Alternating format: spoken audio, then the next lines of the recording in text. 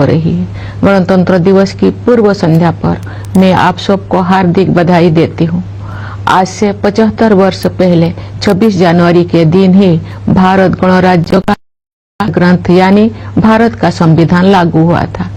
लगभग 3 वर्ष के विचार विमर्श के बाद संविधान सभा ने 26 नवंबर 1949 के दिन संविधान को किया था। इसी उपलक्ष्य में 26 नवंबर का दिन वर्ष 2015 से संविधान रूप में मनाया जाता है। गणतंत्र दिवस का उत्सव सभी देशवासियों के लिए सामूहिक उल्लास और गौरव का विषय है।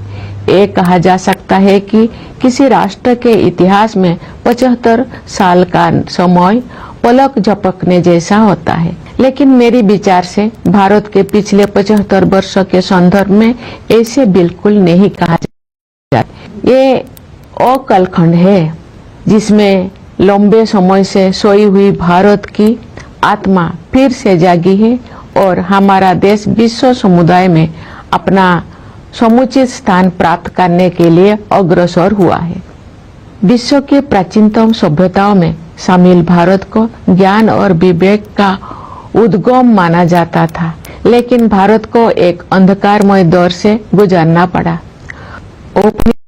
शासन में अमानवीय शोषण के कारण देश में घोर गरीबी व्याप्त हो गई। आज के दिन सबसे पहले हम उन शूरवीरों को याद करते हैं जिन्होंने मातृभूमि को विदेशी शासन की बेड़ियों से मुक्त करने के लिए बड़ी से बड़ी कुर्बानी दी।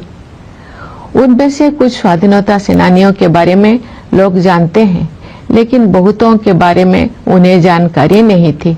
इस वर्ष हम भगवान बिरसा मुंडा की 150वीं जयंती मना रहे हैं। वे ऐसे अग्रणी स्वाधीनता सेनानियों में शामिल हैं जिनकी भूमिका को राष्ट्रीय इतिहास के संदर्भ में आप समुचित महत्व दिया जा रहा है। 20वीं सदी के आरंभिक दशकों में स्वाधीनता सेनानियों के संघर्षों ने संगठित राष्ट्रव्यापी आंदोलन का रूप ले लिया। देश का सौभाग्य था कि महात्मा गांधी, रविंद्रनाथ टैगोर और बाबा साहेब आम्बेडकर जैसे महान विभूतियों ने हमारे देश के लोकतांत्रिक मूल्यों को फिर से जीवंत बनाया। न्याय, स्वतंत्रता, समता और बंधुता केवल सैद्धांतिक अवधारणाएं नहीं है, जिनका परिचय हमें आधुनिक युग में प्राप्त हुआ है। ये जीवन मूल्य तो सदा से हमारी सभ्यता और संस्कृति का अंग रही है। नव स्वाधीन भारत के संविधान और गणराज्य के भविष्य को लेकर जो आलोचक संदेह व्यक्त करते थे, उन लोगों को इन्हीं जीवन मूल्यों के बल पर पूरी तरह से गलत सिद्ध किया जा सका। भारत के गणतांत्रिक मूल्यों का प्रतिबिंब हमारी संविधान सभा की संरचना में भी दिखाई देता है। उस सभा में देश के सभी हिस्सों और सभी समुदायों का प्रतिनिधित्व था। सबसे अधिक उल्लेखनीय बात ये है कि संविधान सभा में सरोजिनी नायडू, राजकुमारी अमृतकर, सुचेता कृपलानी, हंसाबेन मेहता और मालती चौधरी जैसे 15 असाधारण महिलाएं भी शामिल थी। दुनिया के कई हिस्सों में जो महिलाओं की समानता को एक सुदूर आदर्श समझा जाता था, तो भारत में महिलाएं राष्ट्र की नियति को आकार देने में सक्रिय योगदान दे रही थी। हमारा संविधान एक जीवंत दस्तावेज इसीलिए बन पाया है क्योंकि नागरिकों की निष्ठा सदियों से हमारी नैतिकता परक जीवन दृष्टि का प्रमुख तत्व रही है। हमारा संविधान भारतवासियों के रूप में हमारी सामूहिक अस्मिता का मूल आधार है, जो हमें एक परिवार की तरह एकता के सूत्र में पिरोता है। पिछले 75 वर्षों से संविधान ने हमारी प्रगति का मार्ग प्रशस्त किया है। आज के दिन हम संविधान सभा के प्रारूप समिति के अध्यक्ष डॉक्टर भीमराव अंबेडकर, सभा के अन्य प्रतिष्ठित सदस्यों, संविधान के निर्माण से जुड़े विभिन्न अधिकारियों और ऐसे अन्य लोगों के प्रति अपनी कृतज्ञता व्यक्त करते हैं जिनके कठिन परिश्रमों के फलस्वरूप हमें ये विलक्षण ग्रंथ प्राप्त हुआ। प्यारे देशवासियों, संविधान लागू होने के बाद के ये 75 वर्ष हमारे युवा गणतंत्र की सर्वांगीण प्रगति के साक्षी है। स्वाधीनता के समय और उसके बाद भी देश के बड़े हिस्सों में घोर गरीबी और भूखमरी की स्थिति बनी हुई थी, लेकिन हमारा आत्मविश्वास कभी डिगा नहीं। हमने ऐसे परिस्थितियों के निर्माण का संकल्प लिया जिनमें सभी को विकास करने का अवसर मिल सके। हमारे किसान भाई बहनों ने कड़ी मेहनत की और हमारे देश को खाद्यान्न उत्पादन पर निर्भर बनाया। हमारे मजदूर भाई बहनों ने अथक परिश्रम करके हमारा इंफ्रास्ट्रक्चर और मैन्युफैक्चरिंग सेक्टर का कायाकल्प कर दिया। उनके शानदार प्रदर्शन के बल पर आज भारतीय अर्थव्यवस्था विश्व के आर्थिक परिदृश्य को प्रभावित कर रही है। आज का भारत अंतर्राष्ट्रीय मंच पर नेतृत्व की स्थिति हासिल कर रहा है। संविधान में निर्धारित रूपरेखा के बिना ये व्यापक परिवर्तन संभव नहीं हो सकता था। हाल के वर्षों में आर्थिक विकास की दर लगातार ऊंची रही है, जिससे हमारे युवाओं के लिए रोजगार के अवसर पैदा हुई है। किसानों और मजदूरों के हाथों में अधिक पैसा आया है तथा बड़ी संख्या में लोगों को गरीबी से बाहर निकाला गया है। साहसिक और दूरदर्शी आर्थिक सुधारों के बल पर वर्षों में प्रगति की ये रफ्तार बनी रहेगी। समावेशी विकास हमारी प्रगति की आधारशिला है, जिससे विकास का लाभ व्यापक स्तर पर अधिक से अधिक देशवासियों तक पहुंचता है। सरकार द्वारा वित्तीय समावेशन को सर्वोच्च प्राथमिकता दी जा रही है।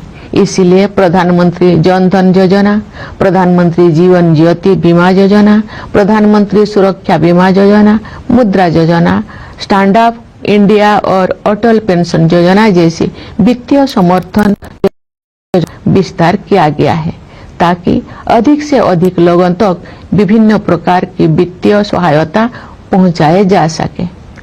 ये भी एक बहुत महत्वपूर्ण बदलाव है कि सरकार ने जन कल्याण को नई परिभाषा दी है, जिसके अनुसार आवास और पेयजल जैसी बुनियादी जरूरतों को अधिकार माना गया है।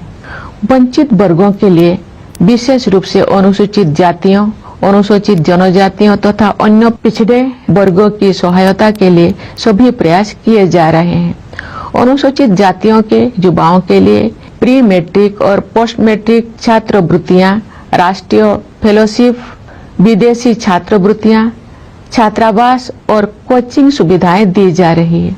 प्रधानमंत्री अनुसूचित जाति अभ्युदय योजना द्वारा रोजगार और आमदनी के अवसर उत्पन्न कर अनुसूचित जातियों के लोगों की गरीबी को तेजी से कम किया जा रहा है।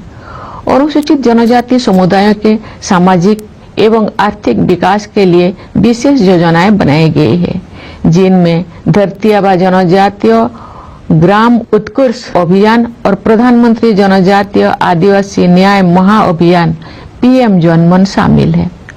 विमुक्त, घुमंतु और अर्ध घुमंतु समुदाय के लिए विकास एवं कल्याण बोर्ड का गठन किया गया है। पिछले एक दशक में सड़कों और रेल मार्ग, बंदरगाह और लॉजिस्टिक हब्स सहित फिजिकल इंफ्रास्ट्रक्चर के विकास पर बल दिया गया है। इससे एक ऐसा मजबूत आधार विकसित हो गया है जो आने वाले दशकों में विकास को संबल प्रदान करेगा। सरकार ने वित्त के क्षेत्र में जिस तरह से प्रौद्योगिकी का उपयोग किया है, वो एक मिसाल है। डिजिटल भुगतान को विभिन्न विकल्पों के साथ साथ प्रत्यक्ष लाभ हस्तांतरण की प्रणाली ने समावेशन को बढ़ावा दिया है, जिससे बड़ी संख्या में लोगों को फॉर्मल सिस्टम में शामिल किया जा सका है। इसके कारण सिस्टम में अभूतपूर्व पारदर्शिता भी आई है। इस प्रक्रिया में कुछ वर्षों के दौरान ही हमने एक ऐसा मजबूत डिजिटल पब्लिक इंफ्रास्ट्रक्चर विकसित कर लिया है जो विश्व की श्रेष्ठतम संरचनाओं में से एक है। इंसॉल्वेंसी एंड बैंक्रप्सी कोड जैसा साहसिक उपायों के परिणाम स्वरूप बैंकिंग व्यवस्था अब अच्छी स्थिति में आ गई है। इससे शेड्यूल्ड कमर्शियल बैंकों की नॉन परफॉर्मिंग एसेट्स में काफी कमी आई है। प्यारे देशवासियों, वर्ष 1947 में हमने स्वाधीनता प्राप्त कर ली थी, लेकिन कई अफसोस लंबे समय तक तो विद्यमान रहे। हाल के दौर में उस मानसिकता को बदलने के ठोस प्रयास हमें दिखाई दे रही है। ऐसे प्रयासों में Indian Penal Code, criminal procedure code और इंडियन एविडेंस एक्ट के स्थान पर भारतीय न्याय संहिता, भारतीय नागरिक सुरक्षा संहिता और भारतीय साक्ष्य अधिनियम को लागू करने का निर्णय सर्वाधिक उल्लेखनीय है। न्याय शास्त्र की भारतीय परंपराओं पर आधारित इन नई अधिनियमों द्वारा दंड के स्थान पर न्याय प्रदान करने की भावना को आपराधिक न्याय प्रणाली के केंद्र में रखा गया है। इसके अलावा इन नए कानूनों में महिलाओं और बच्चों के विरुद्ध अपराधों पर काबू पाने को सर्वोच्च प्राथमिकता दी गई है। इतने बड़े पैमाने पर सुधार के लिए साहसपूर्ण दूरदर्शिता की आवश्यकता होती है। देश में चुनाव को एक साथ संपन्न कराने के लिए संसद में पेश किया गया विधेयक एक और ऐसा प्रयास है जिसके द्वारा सुशासन को नए आयाम दिया जा सकते हैं। एक राष्ट्र एक चुनाव की व्यवस्था से शासन में निरंतरता को बढ़ावा मिल सकता है। नीति निर्धारण से जुड़े निष्क्रियता समाप्त की जा सकती है। संसाधनों की अन्यत्र खर्च हो जाने की संभावना कम हो सकती है तथा वित्तीय बोझ को कम किया जा सकता है। इनके अलावा जन हित में अनेक अन्य लाभ भी हो सकते हैं। हमारे सांस्कृतिक विरासत के साथ हमारे जुड़ाव और अधिक गहरा हुआ है। इस समय आयोजित हो रहे प्रयागराज महाकुंभ को उस समृद्ध विरासत की प्रभावी अभिव्यक्ति के रूप में देखा जा सकता है। हमारी परंपराओं और रीति रिवाजों को संरक्षित करने तथा उनमें नई ऊर्जा का संचार करने के लिए संस्कृति के क्षेत्र में अनेक उत्साहजनक प्रयास किए जा रहे हैं। भारत भूमि महान भाषाई विविधता से समृद्ध है। इस समृद्धि को संरक्षित करने तथा इस और परंपरा को आगे बढ़ाने के लिए सरकार ने असमिया, बंगला, मराठी, पाली और प्राकृत को शास्त्रीय भाषाओं के रूप में मान्यता प्रदान की है। तमिल, संस्कृत, तेलुगु, कन्नड़, मलयालम और ओडिया भाषाएं पहले से ही इन श्रेणी में शामिल है। सरकार अब इन 11 शास्त्रीय भाषाओं में शोध कार्यों को बढ़ावा दे रही है। मुझे प्रसन्नता है कि गुजरात के वडनगर में भारत के प्रथम आर्कोलॉजिकल एक्सपीरियंशियल म्यूजियम का कार्य पूरा होने वाला है। ये म्यूजियम एक आर्कोलॉजिकल साइट से जुड़ा हुआ है। इस स्थल पर मनुष्य की बस्ती होने के लगभग 800 वर्ष ईसा पूर्व के साक्ष्य मिलते हैं। इस संग्रहालय में युगों की अलग अलग प्रकार की कला, शिल्प और सांस्कृतिक सामग्री को प्रदर्शित किया जाएगा। प्यारे देशवासियों, आज की हमारी युवा पीढ़ी काल के भारत का निर्माण करेगी। हमारी युवा पीढ़ी की प्रतिभा शिक्षा के द्वारा ही निखरती है। इसलिए सरकार ने शिक्षा के क्षेत्र में निवेश को बढ़ाया है तथा शिक्षा से संबंधित प्रत्येक मानव में सुधार के लिए समग्र प्रयास किए हैं। अब तक के परिणाम उत्साहवर्धक रहे हैं। पिछले दशक में शिक्षा की गुणवत्ता, भौतिक अवसंरचना तथा डिजिटल समावेशन के आयामों में व्यापक बदलाव आया है। शिक्षा के विभिन्न स्तरों पर शिक्षण माध्यम के रूप में क्षेत्रीय भाषाओं को बढ़ावा दिया जा रहा है। विद्यार्थियों के प्रदर्शन में आशा के अनुरूप उल्लेखनीय सुधार हुआ है। मुझे ये जानकर खुशी हुई है कि महिला शिक्षकों ने इस परिवर्तन में महत्वपूर्ण भूमिका निभाए हैं। पिछले दशक के दौरान नियुक्त शिक्षकों में महिलाओं की भागीदारी 60% से अधिक है। व्यावसायिक शिक्षा और कौशल विकास का विस्तार तथा इन्हें मुख्य धारा में शामिल किया जाना स्वागत योग्य उपलब्धि है।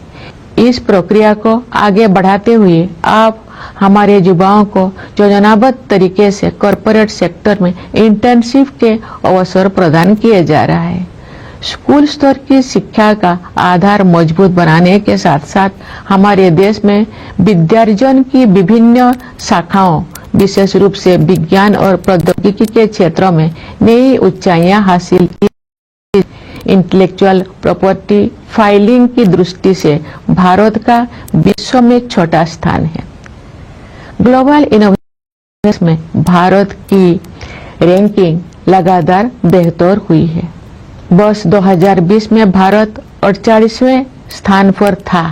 स्थिति में सुधार करते हुए वर्ष 2024 में भारत 39वें स्थान पर आ गया है। बढ़ते आत्मविश्वास के साथ हम अनेक प्रयासों के बल पर अत्याधुनिक अनुसंधान में अपने भागीदारी बढ़ा रहे हैं। नेशनल क्वांटम मिशन का उद्देश्य प्रौद्योगिकी के इस नए क्षेत्र में एक जीवंत और नवीन इकोसिस्टम को विकसित करना है। एक अन्य उल्लेखनीय शुरुआत national mission on interdisciplinary cyber physical system से संबंध है।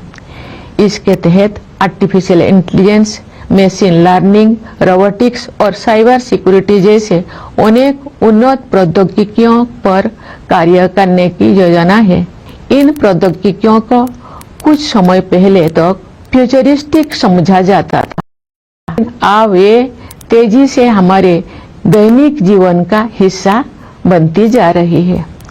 जीनोम इंडिया प्रोजेक्ट प्रकृति के रहस्यों की खोज का एक रोचक अभियान तो है ही, ये भारतीय विज्ञान के इतिहास में एक निर्णायक अध्याय भी है।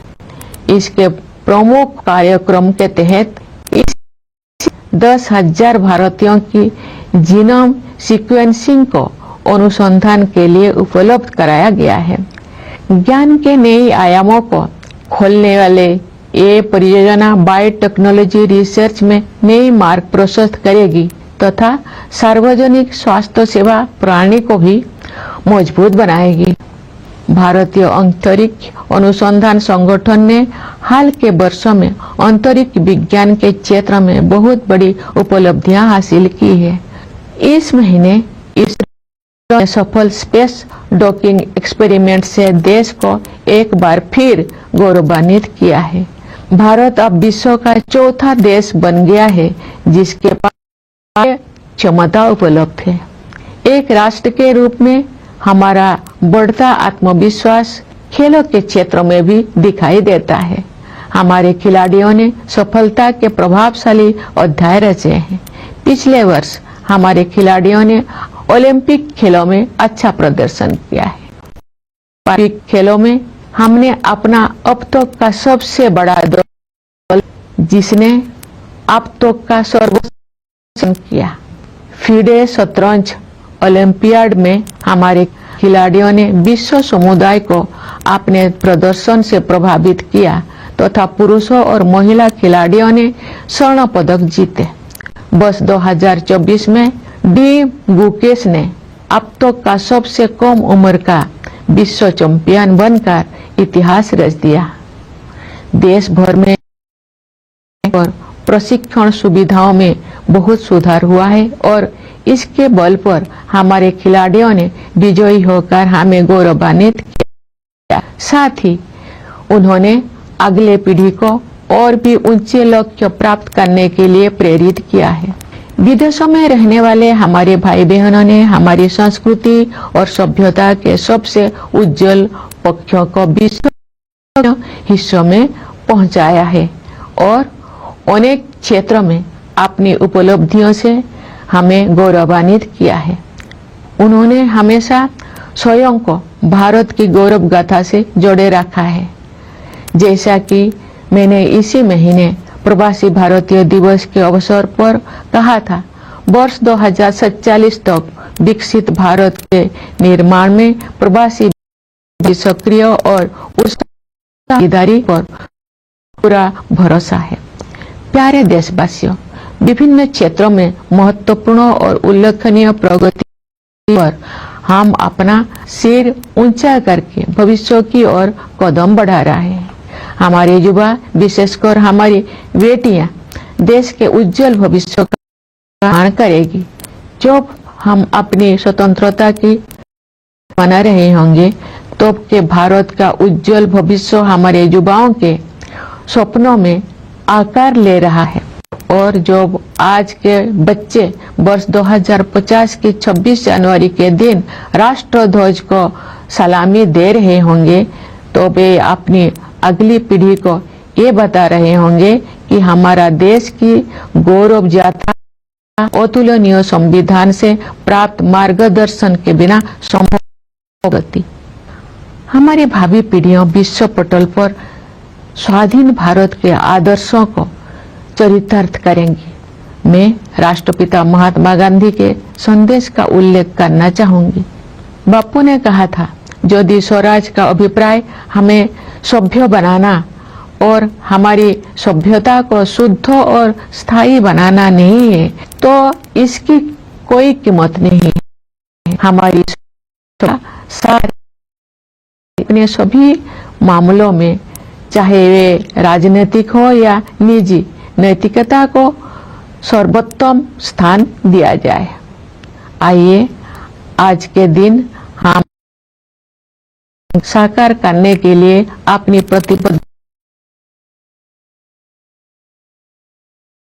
उनके आदर्शों समुदाय के लिए प्रासंगिक बने रहेंगे। उन्होंने हमें ये सीख भी दी थी कि अधिकार और कर्तव्य एक ही सिक्के के दो पहलू है। सच तो ये है कि कर्तव्य ही अधिकार का वास्तविक स्रोत है। सभी के प्रति करुणा के बारे में उनकी शिक्षा को भी हम याद करें थे कि हमें केवल मनुष्यों के प्रति ही नहीं, बल्कि अपने आसपास के पशु पक्षियों, पौधों, नदियों और प्रति भी भाव। हम सभी का कर्तव्य है कि संकट का सामना करने के प्रयासों में अपना योगदान अवश्य दें। इस संदर्भ में 2 अनुकरणीय प्रयास किए गए हैं। विश्व स्तर पर Bharat mission lifestyle for environment नामक एक जन आंदोलन का नेतृत्व। इसका उद्देश्य पर्यावरण के संरक्षण और संवर्धन में व्यक्तियों और समुदायों को के लिए प्रेरित करना है। पिछले वर्ष विश्व पर्यावरण दिवस के अवसर पर हमने जीवनदायिनी प्रकृति की पोषण शक्ति के प्रति सम्मान व्यक्त करते हुए एक पेड़ माँ के नाम के संदेश के साथ एक अनूठा अभियान शुरू किया था। इस अभियान का लगाने का लक्ष्य समय सीमा से पहले ही पूरा कर लिया गया है। विश्व समुदाय ऐसे अभिनव प्रयासों से सीख ले सकते हैं। लोग ऐसे प्रयासों को स्वयं के आंदोलन के रूप में अपना सकते हैं। प्यारे देशवासियों, मैं एक बार फिर आप सभी को गणतंत्र दिवस की बधाई देती हूँ। देश की सीमाओं की रक्षा करने वाले हमारे सैनिकों के साथ साथ सीमाओं के भीतर देश को सुरक्षित रखने वाले पुलिस और अर्धसैनिक बलों में बधाई देती हूँ। न्यायपालिका, सिविल सेवाओं तथा विदेश हमारी मिशनों के सदस्य। मेरी शुभकामना है कि आप अपने प्रयासों में सफलता प्राप्त करें। धन्यवाद। जय भारत।